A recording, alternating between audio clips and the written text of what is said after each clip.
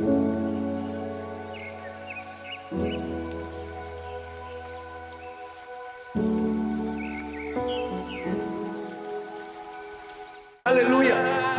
Tuhan, hati kami percaya, taburkan benih iman, benih firman yang akan mendatangkan terobosan. Pakai lidah bibir hamba-Mu untuk menolong banyak family. Dan setiap individu akan mengalami transformasi. Tiada mustahil bagi-Mu. Dalam nama Yesus. Haleluya. Amin. Ambil Alkitabnya segera. Kita bahas sebuah cerita tentang Elisa kali ini. Dulu sempat saya bahas soal Elia, gurunya. Sekarang muridnya ya, lebih dahsyat. Tapi mari kita fokus pada Tuhan, Sang Pembuat mujizat. 2 Raja-Raja pasal 4 ayat 1 sampai ayat yang ke-7. 7 ayat hari ini. 2 Raja-Raja pasal 4 ayat 1 sampai 7 beri judul Mujizat yang tak terasa. Ya, Anda nggak salah dengar. Mujizat yang tak terasa. Apa itu? Kita baca dulu ya. Minyak seorang janda. Salah seorang dari istri-istri para nabi mengadukan halnya kepada Elisa. Sambil berseru, "Hamba-Mu, suamiku sudah mati, dan engkau ini tahu bahwa hamba-Mu itu takut akan Tuhan. Tetapi sekarang penagih hutang sudah datang untuk mengambil kedua orang anakku menjadi budaknya." Ayat 1, depresi sekali. Seorang janda nabi, suaminya seorang penyambung lidah Allah atau seorang pengkhotbah. Seorang hamba Tuhan di perjanjian lama. Keluarga ini dikenal sebagai keluarga yang takut akan Tuhan, sesuai dengan pengakuan si nyonya tentang almarhum suaminya. Suamiku itu takut akan Tuhan. Ya. Tapi kenapa dia mengalami masalah dengan hutang piutang? Sampai-sampai kedua orang anaknya mau dijadikan budak. Hari itu datanglah lintah darat yang beri mereka pinjaman untuk merampas putra mereka. Nah, di ayat pertama kita mulai dulu dengan sebuah kebenaran yang cukup umum. Hujan kalau turun, kena ke orang saleh dan orang jahat. Siapa bilang kalau kita ikut Tuhan, sekalipun kita ini takut akan Allah, kita akan luput dari masalah. Gak ada ceritanya, Yesus saja memperingatkan kok di dunia ini persiapkan hati, di dunia ini engkau akan mengalami berbagai macam pencobaan, tapi kuatkan hatimu. Aku telah mengalahkan dunia. Jadi jangan mengeluh kalau kita itu masuk dalam problema. Jangan merasa istimewa. Sekalipun kita ini sudah ditebus dengan darah. Kita ini hanya manusia. Setiap kita bisa punya problema. Karena itu kalau kita diserang sebuah problem, katakan sebuah masalah, jangan kita langsung kecewa sama Tuhan. Aku ini loh melayani Tuhan, kenapa aku alami begini? Aku ini loh takut akan Allah. Mengapa nggak diluputkan? Aku ini loh menyembah Tuhan, kenapa kok tidak mengalami keberuntungan? Tuhan tidak berjanji smooth sailing, saudara. Tuhan tidak berjanji segala sesuatu mulus dalam kehidupan kita. Selain itu, kita pun banyak membuat kesalahan. Kita harus belajar pula dalam kehidupan. Tapi yang pasti kalau kita mengalami problema, ingatlah satu pesan Tuhan di ayat pertama. Bahwa masalah bisa menjadi pintu mujizat kita. Itu dia. Lihat dulu kesempatan dalam kesempitan. Bahwa problema kita ini bisa mendatangkan kebaikan. Jadi jangan usut asal-usulnya. Lalu kita merasa diri berhak untuk diperlakukan istimewa. Aku ini loh melayani Tuhan. Aku ini loh memberi persembahan. Aku ini loh nolong orang miskin, orang yang papa. Kenapa aku mengalami yang beginian? Kata-kata itu nggak ada gunanya. Tidak membuatmu maju, malah membuat mundur. Kata-kata itu mendatangkan kekalahan. Dia tidak mengarahkan diri pada solusi. Apalagi mujizat nggak akan sampai ke sana kalau hati kita sudah kecewa dari awalnya. Ingatlah di ayat pertama, cerita indah ini nanti di ujungnya terjadi mujizat yang dahsyat. Dimulai dengan satu keluarga yang takut akan Tuhan dilanda problema. Ingat ini ya, mujizat bisa menjadi apa? Pintu masuk mujizat. Masalah bisa menjadi pintu masuk mujizat kita. Tapi nggak otomatis. Itu pintu. Kuncinya kita juga harus punya. Buat apa kalau ada pintunya di seberang sana. Di balik pintu itu ada penyediaan, ada persediaan Allah. Tapi kalau pintu itu terkunci ya percuma. Nah, kita harus memahami kuncinya di mana.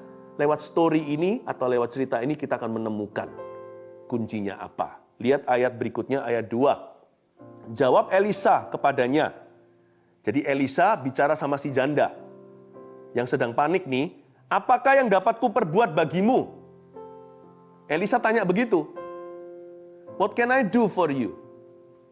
Elisa itu mewakili Tuhan ya, jangan salah di sini. Jangan sampai kita lupa. Tuhan itu selalu mulainya begitu. Ketika suatu hari ada orang buta, duduk mengemis-ngemis lalu teriak-teriak, anak Daud, sembuhkan aku. Murid Yesus suruh dia pergi, tapi Yesus berkata bawa dia ke sini. Lalu ketika ketemu sama Tuhan, Yesus bertanya, what can I do for you? Tuhan itu baik sekali.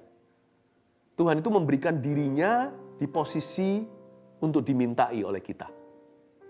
Karena dia Bapa. Kalau dia Raja mungkin dia hanya menuntut untuk disanjung, diberi upeti. Tapi karena dia adalah Ayah, Bapa kami di dalam sorga, beri kami rezeki kami pada hari ini. Bahkan luputkan kami dari semua mara bahaya, bebaskan dari yang jahat segala. Dia itu memang sengaja memberi diri di posisi permintaan kita. Karena hatinya murah. Bukan murahan loh ya, hatinya murah hati maksudnya. Jadi Tuhan itu lebih ingin memberimu mujizat daripada Anda ingin memperoleh mujizatmu sendiri. Karena mujizat yang Anda terima itu Anda tidak beli.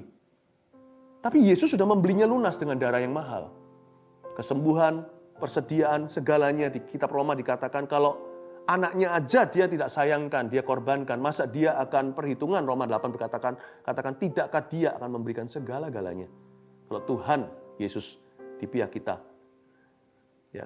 Kalau di perjanjian baru dikatakan berulang-ulang, kalau Yesus aja tidak disayangkan, masa dia pelit sama kita? Ya kan? Jadi Tuhan itu lebih ingin memberikan kepada kita daripada kita rindu untuk menerima. Bahkan di Yesaya 53 tentang pengorbanan Yesus di kayu salib, yang kita tahu kan Yesus mati untuk dosa kita, tapi tahu nggak? Tapi Yesaya berkata dengan jelas, dia juga memikul sakit penyakit kita, oleh bilur-bilurnya kita menjadi sembuh. Whatever miracles, name it, apapun mujizat yang Anda butuhkan, Tuhan dengan senang hati mengabulkan. Itu kabar baiknya bukan?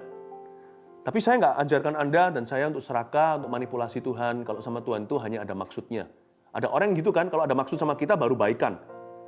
Ya nggak gitu sih. Tetapi ada orang juga yang terlalu jual mahal sama Tuhan. Ada satu raja disuruh minta tanda, Nabi Yesaya juga. Ogah-ogahan dia berkata, nggak usah lah. Nggak perlu kita sok rohani sama Tuhan. Kalau Tuhan sudah tanya sama kita, what can I do for you? Open your mouth and tell him. Exactly. Sekalipun dia maha tahu, beritahu. Supaya hatimu murni dan tulus ketika memintanya. Tuhan tuh nggak apa-apa dimintain. Bukankah dia yang perintahkan kepada kita? Mintalah. Itu perintah loh, mintalah. Ya, ada orang yang berkata, jangan sama Tuhan tuh minta-minta. Saya ngerti. Banyak orang menyalahgunakan imannya. Tapi bukan berarti kalau orang meminta itu selalu salah guna iman. Ya, dan Tuhan itu baik sekali. He's so good. Dia berkata, what can I do for you? Lihat lagi ayat 2. Jawab Elisa kepadanya, apakah yang dapat kuperbuat bagimu? Lalu kata-kata berikutnya nih, perhatikan, beritahukanlah kepadaku apa-apa yang kau punya di rumah. Nggak berhenti di what can I do for you. What do you have that could be surrendered to him? Apa yang kamu punya yang bisa kau serahkan pada Tuhan? Berkatalah perempuan itu, hambamu ini tidak punya sesuatu apapun di rumah kecuali sebuah buli-buli berisi minyak. Saya kasih kuis dadakan. Di ayat 2 ini, pertanyaan Elisa gampang. You punya apa? Ya kan, setelah dia berkata, what can I do for you? Apa yang bisa saya lakukan untuk kamu? Lalu selanjutnya dia tanya, kamu punya apa? Lalu janda ini menjawabnya, hambamu ini nggak punya apa-apa di rumah kecuali buli-buli berisi minyak. Aku nggak punya apa-apa kecuali di rumahku ada buli-buli. Kuis. Janda ini punya apa? Ya, karena saya nggak bisa dengarkan Anda, saya kasih jawabannya aja langsung. Ada 2. Janda ini masih punya rumah. Ya. Dia bilang dia nggak punya apa-apa. Buktinya dia punya rumah. Dia bilang nggak punya apa-apa. Buktinya di dalam rumahnya masih ada buli-buli berisi minyak. Useless sih. Nggak berguna. Karena janda itu nggak ngerti nanti mujizat apa yang akan dia terima. Akan ada minyak mengalir dari sana. Tapi bagi dia, Buat apa itu buli-buli? Apa gunanya? Apakah bisa menyelamatkan kedua anaknya yang sebentar lagi dirampas oleh lintah darat? Jangan bersandar pada pengertian sendiri. Di titik awal, mujizat itu nggak masuk akal. Tapi kalau semuanya Tuhan itu meminta sesuatu dari kita atau Tuhan itu mengajari sesuatu, dengarkan. Itu pasti arahnya ke sana. Tuhan itu nggak pernah mimpin kita salah. Dia selalu menuntun kita ke air yang tenang dan rumput yang hijau pula. Tuhan itu nggak pernah memimpin kita ke jalan yang sesat, tapi Tuhan menuntun kita ke jalan yang benar oleh karena namanya. Elisa tanya sama dia, kamu punya apa? Dijawab, aku nggak punya apa-apa di rumah kecuali buli-buli berisi minyak. Elisa sebenarnya memberikan dia pertanyaan jebakan, bukan untuk mempermalukan. Tapi Elisa itu sebelum memberikan mujizat Tuhan untuk wanita ini, Elisa mau mematahkan dulu roh yang pesimis di dalam hatinya. Kalau Anda dan saya mau menerima sesuatu dari Roh Kudus, Yakobus berkata begini, hendaklah dia jangan bimbang ketika meminta. Orang yang bimbang itu seperti orang yang diombang-ambingkan, orang yang mendua hati. Jangan sekali-kali jangan harap. Coba Anda baca sendiri nanti di Yakobus pasal pertama. Jangan harap orang itu terima sesuatu dari Tuhan Yesus. Jangan harap dia terima apa-apa. Siapa bilang kalau kita terima mujizat itu iman kita harus sempurna? Tuhan kasih itu UMR-nya itu sangat low sekali, minimal sekali. Itu cookie, namanya kue itu ditaruh di rak yang paling rendah, anak kecil pun bisa. Biji sesawi itu apa? Beras aja jauh lebih besar. Tuhan itu buat yang namanya standar untuk menerima mujizat atau syaratnya itu sangat rendahan. Dengan kata lain, cuma-cuma dia berikan. Supaya kita ini juga nanti cuma-cuma memberikan pada orang lain apa yang mereka butuhkan. Kalau mujizat itu sulit digapai atau susah untuk dicapai, itu kan menurut pikiran Anda dan saya. Karena manusia memang suka untuk mempersulit diri. Manusia itu jagonya komplikasi. Tuhan itu buat sangat-sangat sederhana loh.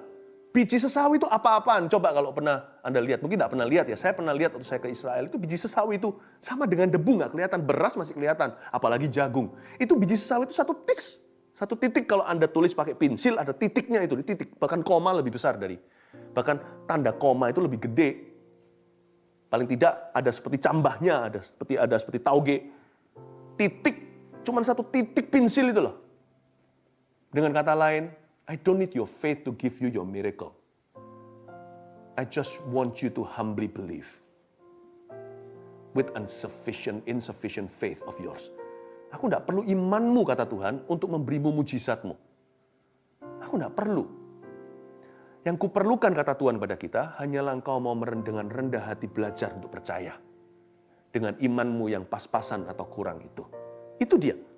Dipatahkan sama Elisa di ayat 2. Roh pesimisme. Jangan pesimis jadi orang. Pesimis itu bukan kurang iman. Mending iman kecil tapi arahnya benar, tetap percaya. Seperti orang itu loh yang menerima mujizat untuk anaknya di perjanjian baru, di Injil, dia berkata gini, ampuni aku yang kurang percaya. Tuhan aku percaya, ampuni aku yang kurang percaya ini. Lord, I believe in you, forgive me for my unbelief. Pesimis itu bukan kurang iman. Mirip sih, beda. Orang bisa kurang iman mengalami mujizat besar. Karena dia tetap berusaha percaya. Pesimis itu pengakuannya sudah meninggalkan Tuhan.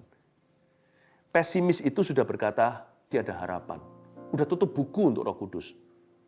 Jangan mengunci dirimu sendiri. Don't lock your own miracle. In fact, you must find the key to unlock the door to your miracles. Jangan kunci diri sendiri, jangan kunci mujizatmu.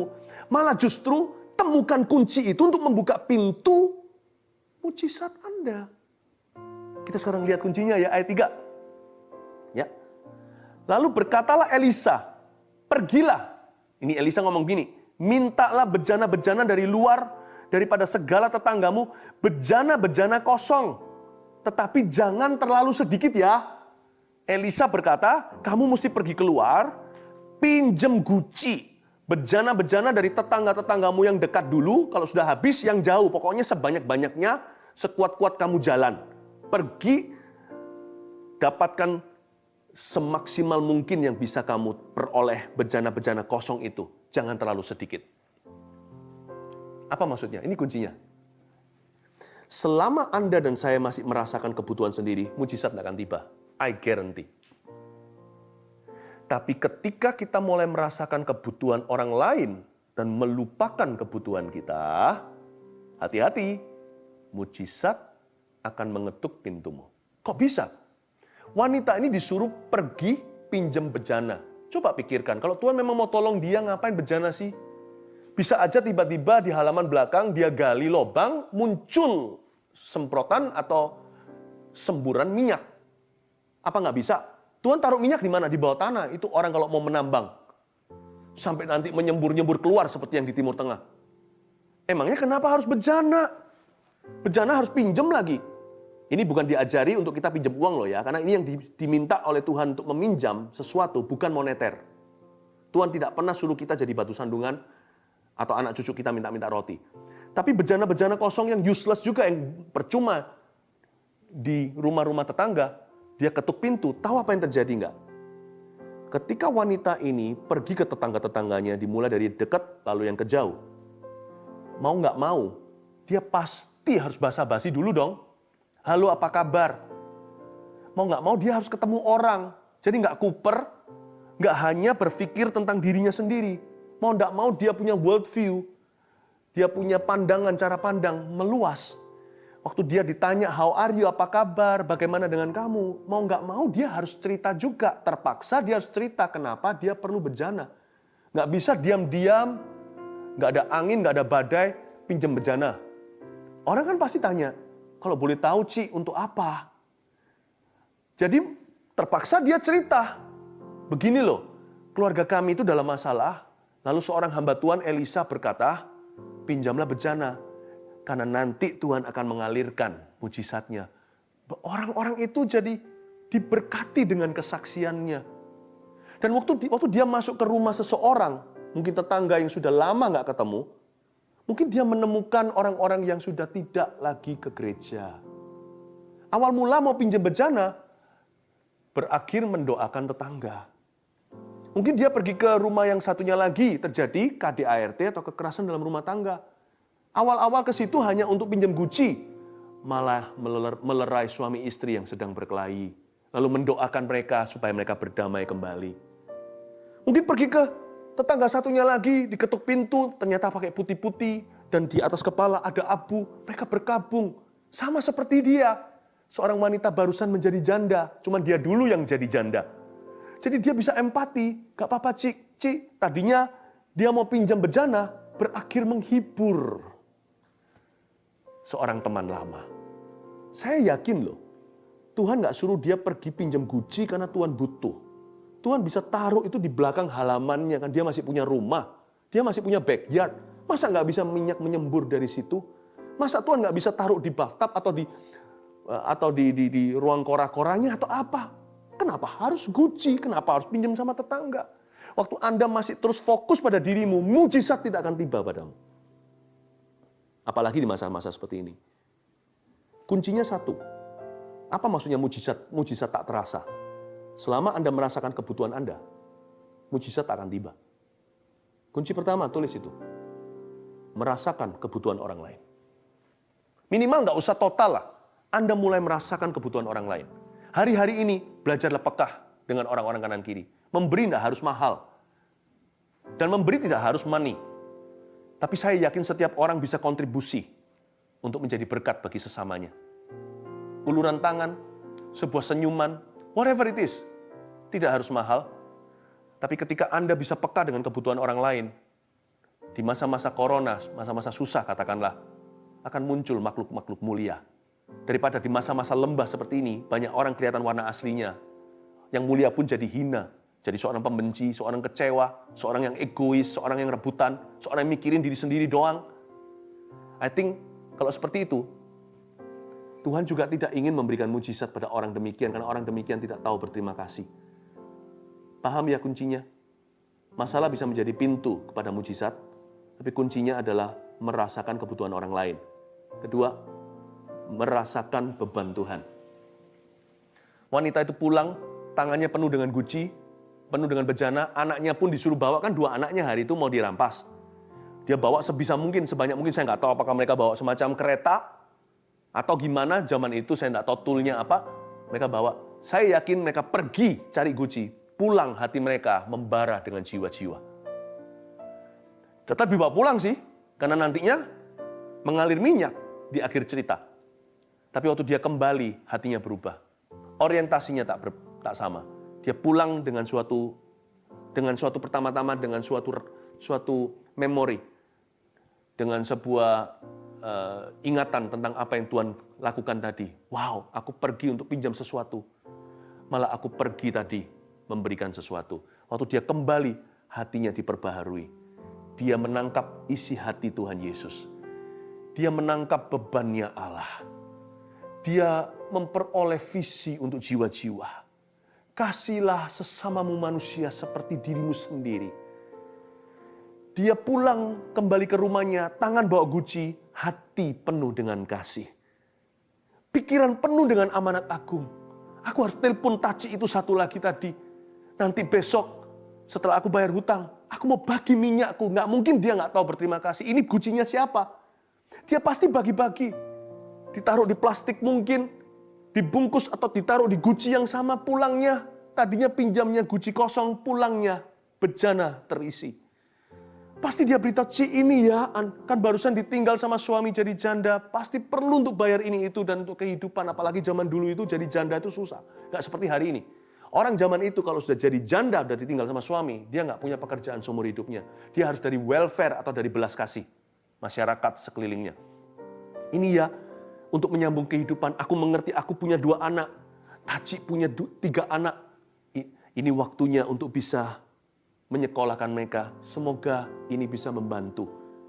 Berubah. Tadinya mau keluar hutang, sekarang malah memiutangi. Tadinya mau menyelamatkan anak sendiri, sekarang malah bisa menolong keluarga lain untuk menyelamatkan anak mereka. Hatinya berubah jadi misionaris. Mujizat tetap terjadi. Justru terjadi ketika mujizat itu tidak terasa. Waktu terjadi itu, mujizat itu bukan lagi lakonnya. Tapi hati Bapa menangkap, mengadopsi visi Tuhan. Merasakan beban ilahi. Kuncinya 2, catat sekali lagi.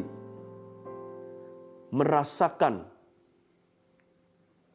Merasakan, apa tadi? Saya lupa. Ya. Iya. Beban Tuhan. Sebelumnya lagi. Merasakan kebutuhan orang lain. Ya. Maklumi ya. Saya berkhotbah tanpa catatan. Dan juga kadang-kadang hal seperti ini terjadi. This is real. Merasakan kebutuhan orang lain. Kedua, merasakan beban Tuhan. Nah itu dia. Itu yang membuat dia mengalami mujizat. Kita lanjutkan sedikit lagi. Lalu ayat yang keempat sampai ayat ke-7 saya bacakan. Kemudian masuklah, tutuplah pintu, sesudah engkau dan anak-anakmu masuk, lalu tuanglah minyak itu ke dalam segala bejana. Mana yang penuh angkatlah. Nah, ini kejadiannya mulai terjadi. Ini mujizatnya mulai terjadi. Ini real ini. Ya. Pergilah perempuan itu daripadanya, ditutupnya lah pintu sesudah ia dan anak-anaknya masuk, dan anak-anaknya mendekatkan bejana-bejana kepadanya, sedang ia terus menuang. Ketika bejana-bejana itu sudah penuh, berkatalah perempuan itu kepada anaknya, dekatkanlah kepadaku sebuah bejana lagi. Tapi jawabnya kepada ibunya, tidak ada lagi bejana. Lalu berhentilah minyak itu mengalir. Kemudian pergilah perempuan itu memberitahukanlah kepada ahli Allah, dan orang ini berkata, pergilah, jualah minyak itu, bayarlah hutangmu, dan hiduplah dari lebihnya engkau serta anak-anakmu. Coba catat ini, hiduplah dari lebihnya.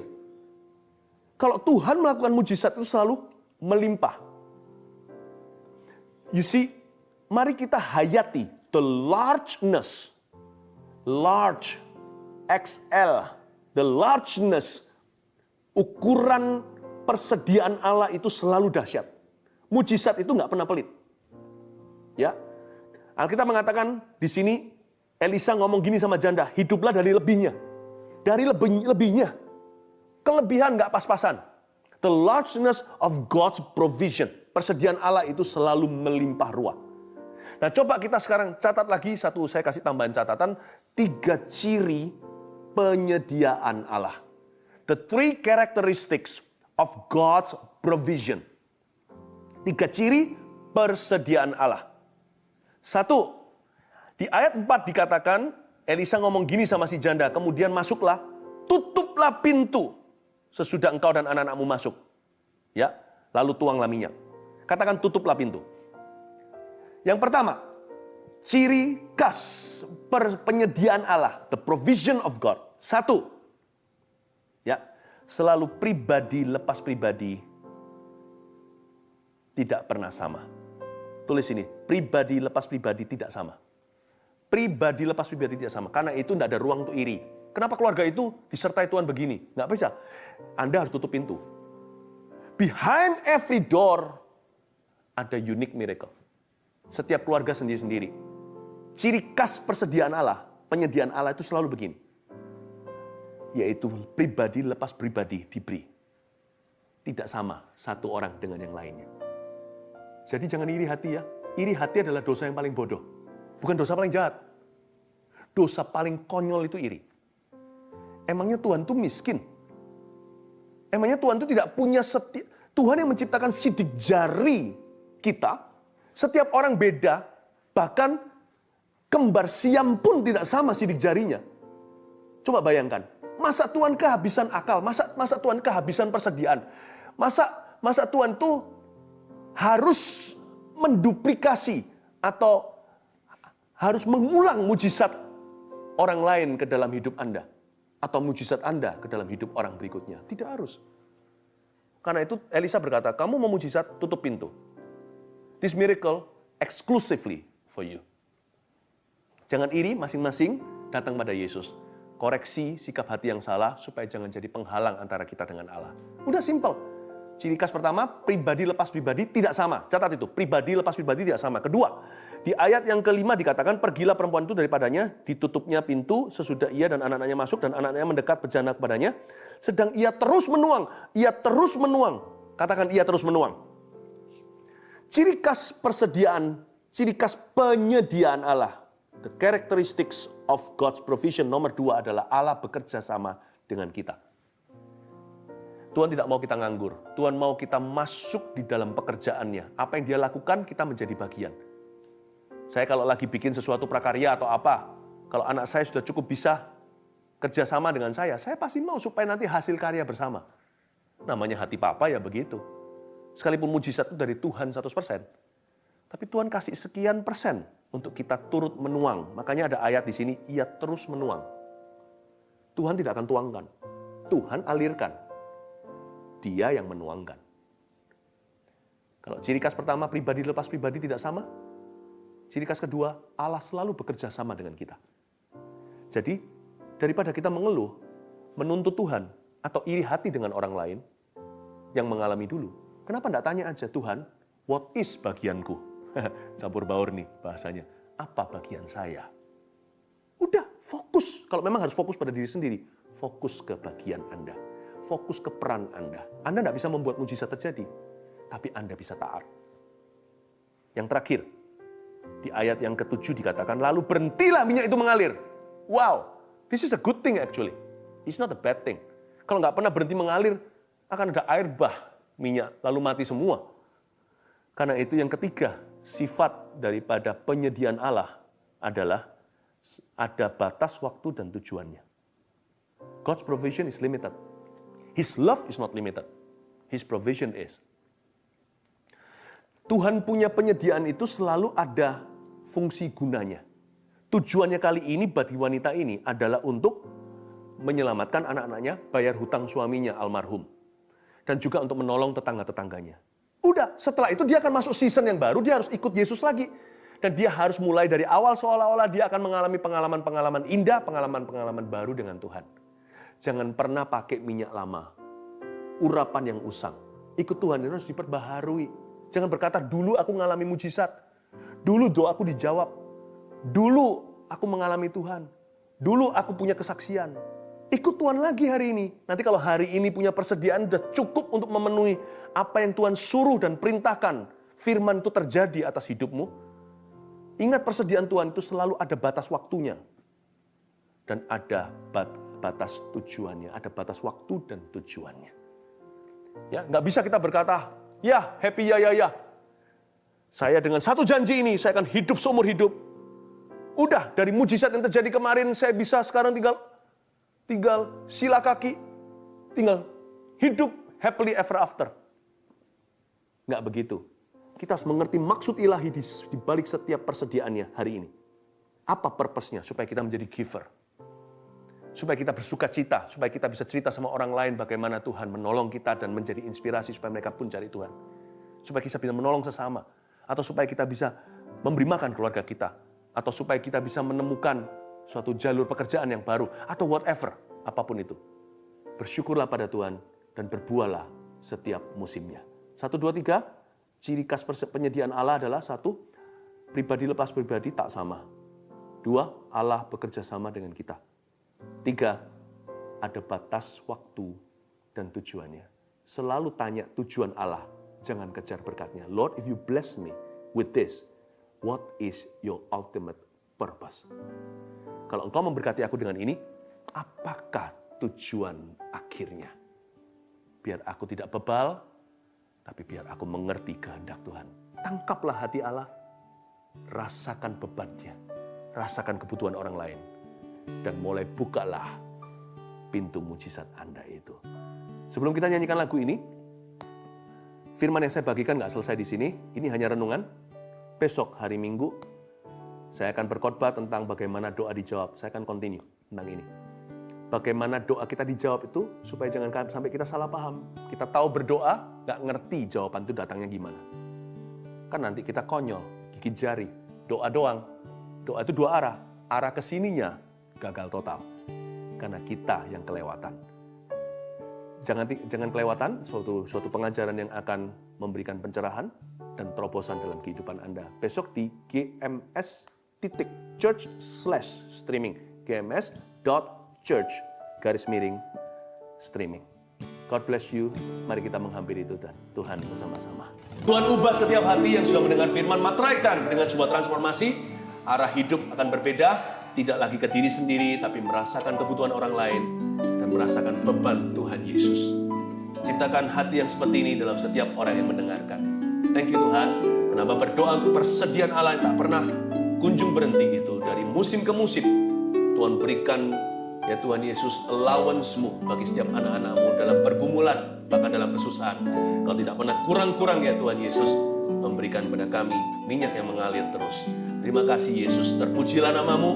Biarkan penyediaan Tuhan itu sekarang masuk ke setiap rumah, melalui setiap pintu, secara unik, seperti sidik jari. Satu persatu, individu lewat individu, family lepas family. Tak ada yang sama. Tuhan ciptakan yang baru.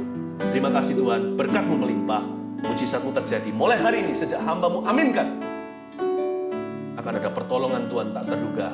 Mulai tiba, mujizat yang tak terasa. Untuk setiap keluarga. Dalam nama Yesus. Amin. Love you. God bless you.